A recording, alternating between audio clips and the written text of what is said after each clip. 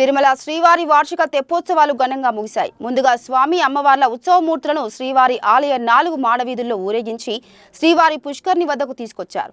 రాత్రి 7 గంటలకు విద్యుత్ దీపాలతో పాటు పుష్పాలతో సర్వాంగ సుందరంగా అలంకరించిన తెప్పపై స్వామివారు ఆసీనులై పుష్కరిణిలో విహరించి భక్తులను కటాక్షించారు.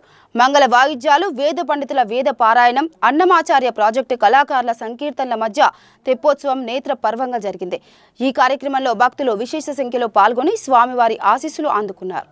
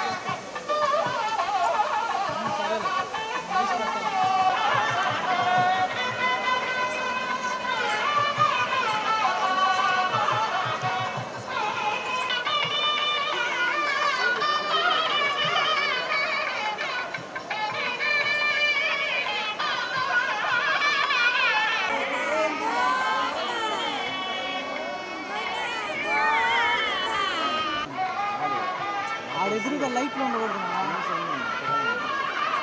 లైట్లు ఎఫెక్ట్ వస్తుంది. ఇది ఎంత నీట్గా వస్తుంది. కంట్రోల్ రాకున్నది రాకుండా నీకు సెట్టింగ్స్ రావు, ఇది రాదు.